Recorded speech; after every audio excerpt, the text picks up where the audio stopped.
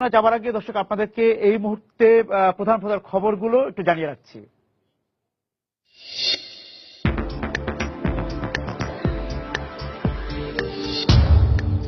রানা প্লাজার ধ্বংসস্তূপ থেকে 17 দিন পর উদ্ধার হলেন অলৌকিকভাবে বেঁচে থাকা রেশমা বেগম। শ্বাসরুদ্ধকর অভিযান শেষে নেওয়া হয়েছে হাসপাতালে।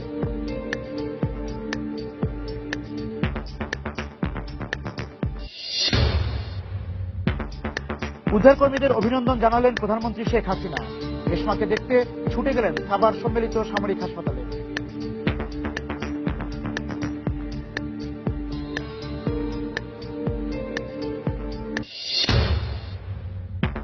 বিশৃঙ্খলা এড়াতে মতিঝিল ও এর আশপাশ এলাকায় সভা সমাবেশের আর অনুমতি দেওয়া হবে না, জানিয়েছেন আইন প্রতিমন্ত্রী। বিরোধী দলীয় নেতাকে বিশৃঙ্খলার পথ পরিহার করার আহ্বান মোহাম্মদ নাসিমের।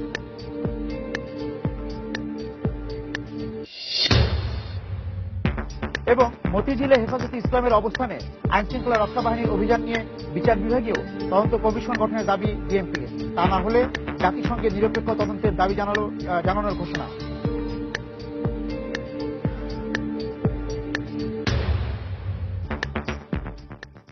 আমরা প্রধান খবরগুলো জেনে নিলাম। এবার মূল আলোচনায় যাচ্ছি মাদ্রাসা শিক্ষা নিয়ে রাজনীতি।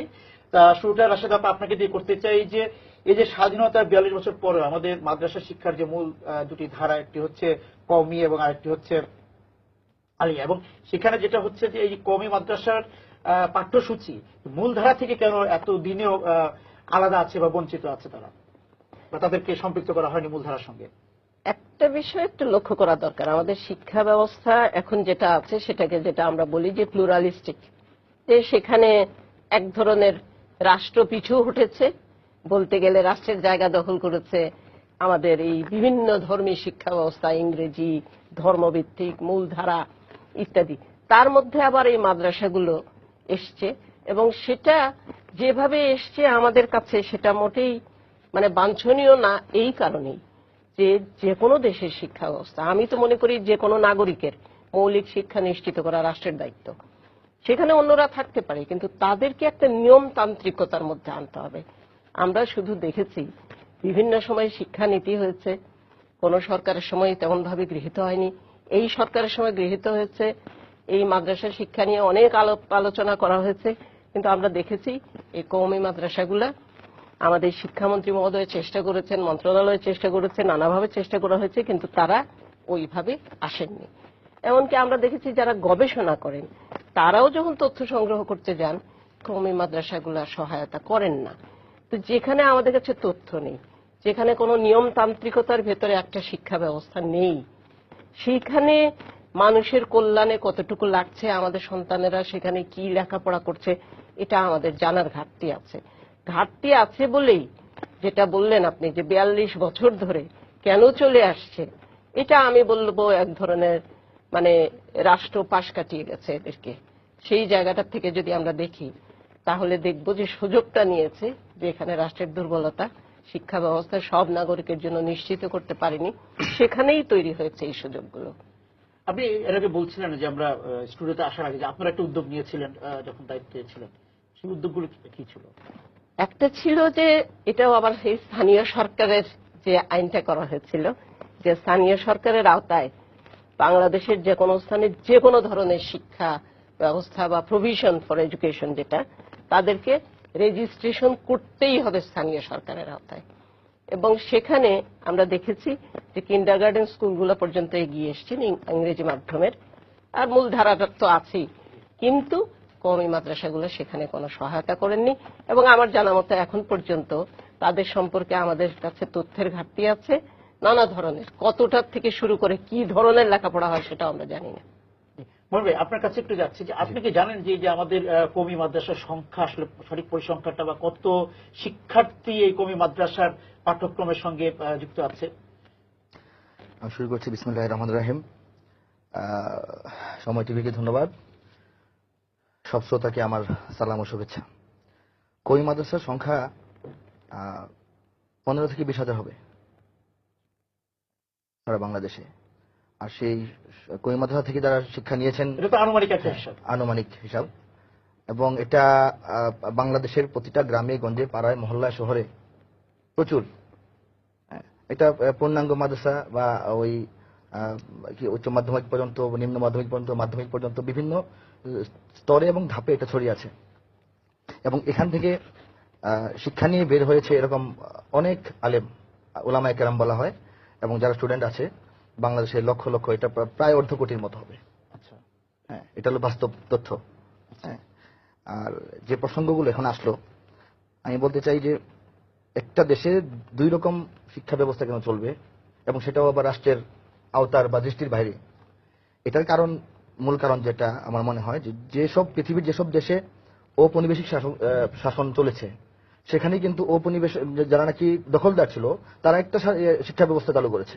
আগে একটা ছিল যেটা নাকি জাতীয় শিক্ষা ব্যবস্থা, যেটা সেই দেশের আসল শিক্ষা ব্যবস্থা, যে শিক্ষা ব্যবস্থাটা সেই দেশের জনগণ এবং নাগরিকের একদম প্রাণের আপন। তখন দখলদাররা তাদের কৃষ্টি কালচার এবং তাদের রুচি মতো আরেকটা শিক্ষা ব্যবস্থা চালু করেছে। পৃথিবীর বিভিন্ন দেশে এটা হয়েছে, বাংলাদেশেও এটা হয়েছে। কাজেই এখন দেখা যাবে যদি এখান থেকে একটাকে রাখতে হয়, তাহলে মাদ্রাসাকে রাখতে হবে। এটা কিন্তু ব্রিটিশ এদেশে আসার আগে থেকে ছিল। ব্রিটিশ আসার পর এখানে স্কুল কলেজ বা সেই ধারাটা সৃষ্টি হয়েছে। এটা আমি কথার কথা বললাম। আর যদি একটা ব্যবস্থা করা হয় যে মৌলিক শিক্ষাটা দাঁড় করানো, যে সবাই একটা মৌলিক শিক্ষা সবাই পাবে, তারপর যার যেদিকে ইচ্ছা যাবে, কিন্তু মৌলিক শিক্ষাটা সবাই একরকম পাবে, সেটা যদি করা হয়, তাহলেও সেই মাদ্রাসা থেকে ফিরে আসতে হবে। কারণ মৌলিক শিক্ষাটা একটা জাতির 90% মানুষের যে বিশ্বাস, ধর্ম বললে অনেকে একটু মাইন্ড করেন, আমি বলবো যে বিশ্বাস, যে চেতনা, সেটার অনুকূলে যে শিক্ষা, সেটাকে পুরোপুরি সমৃদ্ধভাবে সাজানো, সেই শিক্ষাটাকে যদি মৌলিক শিক্ষা হিসেবে না রাখা হয়, তাহলে তো এটা আর বাকি অগণতান্ত্রিক হয়। বাকি 10 ভাগ যে রয়ে গেল, আমি সেটাও বলতেছি যে বাংলাদেশের একটা রাষ্ট্রভাষা আছে, সেটা বাংলা ভাষা। পাহাড়ে কিন্তু বাংলা ভাষা বলা হয় না, পাহাড়িদের রাষ্ট্র ভাষা কিন্তু বাংলা নয়। এরপরেও কিন্তু অধিকাংশের ভাষা হিসেবে রাষ্ট্রভাষা বাংলা। ঠিক তদ্রুপ বাংলাদেশে অধিকাংশের ধর্ম হিসেবে রাষ্ট্রধর্ম ইসলাম, এবং সেখানে মূল ব্যবস্থাটা এটা থাকতে হবে। আর যারা আছেন তারা আমাদের ভাই, এবং তাদের সুরক্ষা, তাদের আরাম, তাদের অধিকার, এগুলো নিশ্চিত করা রাষ্ট্রের এবং ইসলামেরও দায়িত্ব, এবং সেটার একটা ব্যবস্থা পাশাপাশি রাখা, এটা কোনো বিষয় না, রাখা যাবে, সেটা রক্ষা করে শিক্ষার জন্য মাদ্রাসায় ফিরে যেতে হবে, মাদ্রাসা শিক্ষাটাই মানে অবলম্বন হতে পারে। এই বিষয়ে আপনার মন্তব্যটা? মাদ্রাসা একটা ব্যাপার ঠিকই বলেছেন, মাদ্রাসা একেবারে যাকে বলে অবিচ্ছিন্নভাবে দেশে 232 বছর ধরে আছে। এদিক দিয়ে খুব প্রাচীন।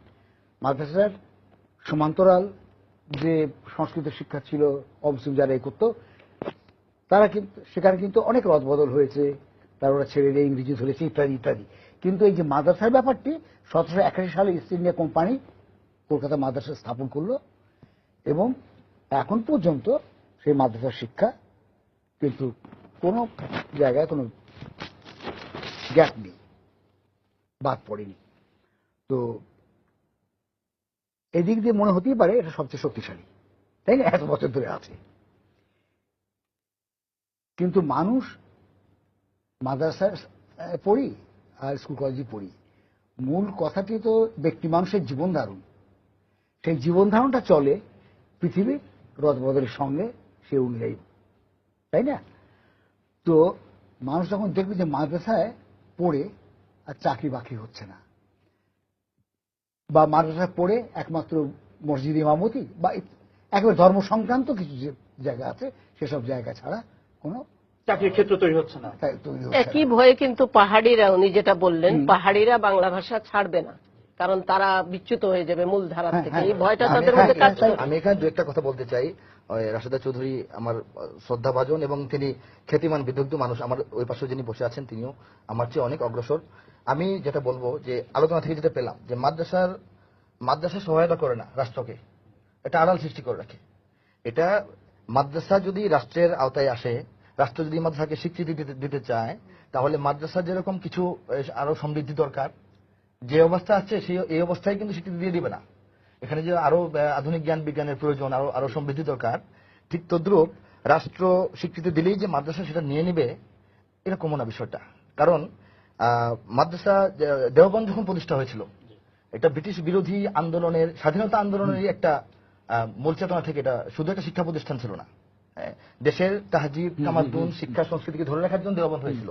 এবং সেই দেওবন্দ প্রতিষ্ঠার পর একটা শিক্ষার মাধ্যমে একটা বিপ্লব তৈরি করে যে দখলদারদেরকে তাড়ানোর চিন্তা হয়েছিল, এখন তারা চলে যাওয়ার পর 17 বছর পরেও আমাদের রাষ্ট্র ব্যবস্থায়, সমাজ ব্যবস্থায়, শাসন ব্যবস্থায়, বিচার ব্যবস্থায়, অর্থ ব্যবস্থায় যদি তাদেরই আমরা অনুকরণ করতে থাকি, তাহলে আমরা তো গোলামি থেকেই বের হতে পারলাম না। আমি মনে করি মাদ্রাসা ওয়ালা যারা আছেন তারা এখন স্বাধীন, আগের মতো স্বাধীন আছেন, গোলামির শিকল তাদের গায়ে জড়াইতে পারে নাই। এবং এই রাষ্ট্রকেও কিছু শর্ত মানতে হবে, তারা স্বাধীন হতে হবে। প্রকৃত অর্থে আমাদের দেশ, রাষ্ট্র, শাসন ব্যবস্থা, বিচার ব্যবস্থা এগুলি স্বাধীন নয়। আমি যেগুলো কথা বললাম, এখন আমরা ইংরেজের অনুসরণ করি আমাদের আইনে, আমাদের সংস্কৃতিতে, আমাদের পোশাক লেবাসে। আমাদের সঙ্গে প্রকৃত স্বাধীন এবং দেশপ্রেমিক শক্তি। শুরুর দিকে বলেছিলাম আমরা শুরু করতে যে আমাদের সঙ্গে মিরপুরের বাসা থেকে সঙ্গে আছেন লেখক বদরুদ্দিন ওমর। আমরা একটু তার কাছে যাচ্ছি। বদরুদ্দিন ওমর ভাই, আপনি নিশ্চয়ই আমাদেরকে শুনতে পাচ্ছেন। আপনার কাছে জানতে চাচ্ছি, আপনি নিশ্চয়ই আমাদের এই 3 জন আলোচকের কথা শুনেছেন। এখানে বলা হচ্ছে যে মবিন খান সাহেব বললেন যে, হ্যাঁ মহিব খান সাহেব বললেন যে যেটা হচ্ছে যে মৌলিক শিক্ষার জন্য মাদ্রাসার কাছে ফিরে যেতে হবে। হ্যাঁ, এই বিষয়ে আপনার বক্তব্যটা একটু জানতে চাচ্ছি।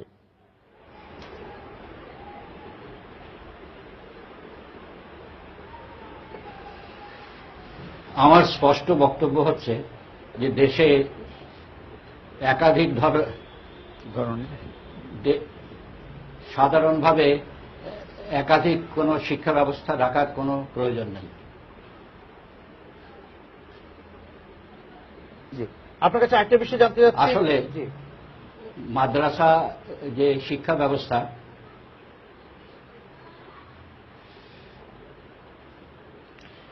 এটা প্রাচীন কালে শুরু হয়েছিল, মধ্যযুগে ছিল, যখন আধুনিক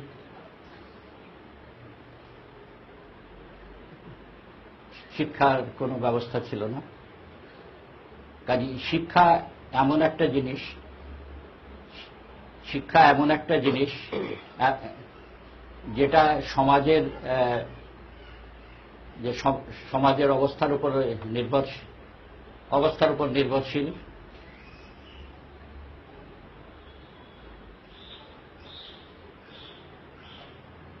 এজন্য ঐতিহাসিকভাবে সমাজ যেভাবে বিবর্তিত হয়েছে, শিক্ষা ব্যবস্থাও সেভাবে পরিবর্তিত হয়েছে।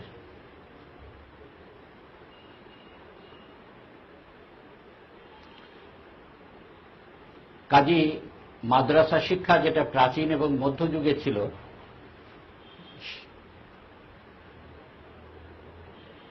সেই ব্যবস্থা এই আধুনিক যুগে রাখার কোনোই প্রয়োজন নাই।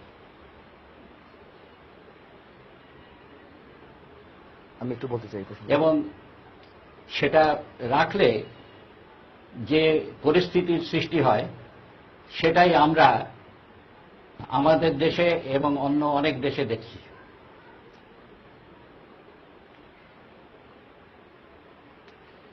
তাছাড়া এখানে মাদ্রাসা শিক্ষার অন্য একটা ব্যাপারও আছে।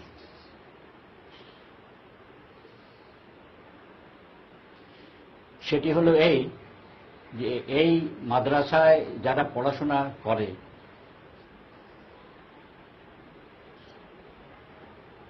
তারা সব দরিদ্র পরিবারের সন্তান, এবং তাদেরকে সুশিক্ষা দিতে না পারার জন্য অথবা এই গরিবরা নিজেদের সন্তানদেরকে সুশিক্ষা দিতে না পারায় তাদেরকে মাদ্রাসায় ভর্তি করা হয়।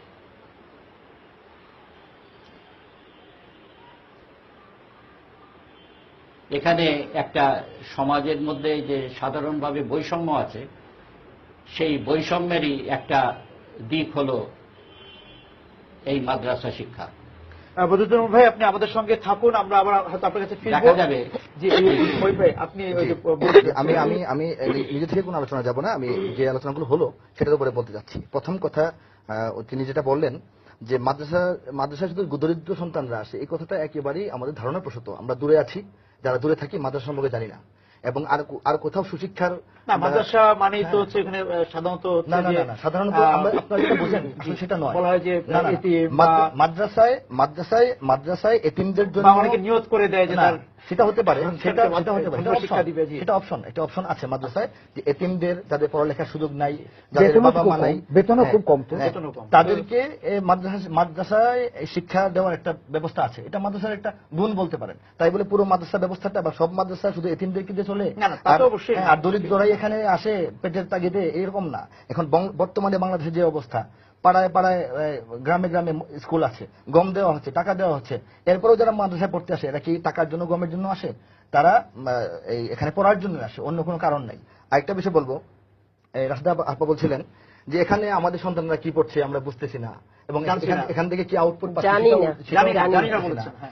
এটা আসলে ঠিক না। এটা মানে ঠিক না বলবো না, হয়তো উনি জানেন না, এই জন্য কি পড়ছেন এটা হয়তো, বা কি পড়া হচ্ছে এটা হয়তো জানেন না, কিন্তু এখান থেকে আমরা আউটপুট কি পাচ্ছি। আমার মনে হয়, আমি অত্যন্ত শ্রদ্ধা, বিশ্বাস, দৃঢ়তার সঙ্গে বলতে চাই, জাতিটা শুনুক টিভির মাধ্যমে, যে বাংলাদেশে বর্তমানে সবচাইতে সভ্য, সবচাইতে ভদ্র, সবচাইতে নিরাপদ, সমাজ বান্ধব, রাষ্ট্র বান্ধব, দেশ বান্ধব, জাতি বান্ধব শ্রেণী হচ্ছে মাদ্রাসার শ্রেণী। এবং বর্তমান রাজনীতির যে মানে বিশৃঙ্খল অবস্থা, সমাজ ব্যবস্থার যে বিশৃঙ্খল অবস্থা, চরিত্রের যে মানে কি বলে, আমাকে বলতে দেন, জি। বিশৃঙ্খল অবস্থা, এই অবস্থায় যদি মাদ্রাসা না থাকতো, মাদ্রাসা শিক্ষার্থীরা না থাকতো, মাদ্রাসা পন্থীরা না থাকতো, তাহলে জাতি এবং দেশ সর্বশেষ আস্থাটুকু রাখার জায়গা পেত না। আচ্ছা আজমল ভাই, আপনি বলেন যে এখানে উনি বলেছেন যে সমাজ বান্ধব একটা আমাকে একটু শিক্ষা- সময় দেন, আমি কথা শেষ করতে না, একটু একটু আধা মিনিট কথা শেষ করতে বললে আমার ভালো হবে। আচ্ছা, একটু সময় নিচ্ছি আপনার কাছে। না, না, বলবো, আচ্ছা, বলবো। আমি এটা বলবো, এটা আমরা আলোচনায় অগ্রসর হবো, ঠিক আছে, কিন্তু এইটুকু সবার এখানে আমার মনে হয় মেনে নিয়ে তারপর আগাইতে হবে। যেমন ব্যক্তি চরিত্র গঠন, যদি একটা শিক্ষার যদি মূল শিক্ষার আসল জিনিসটা কি, চাকরি করা নয়।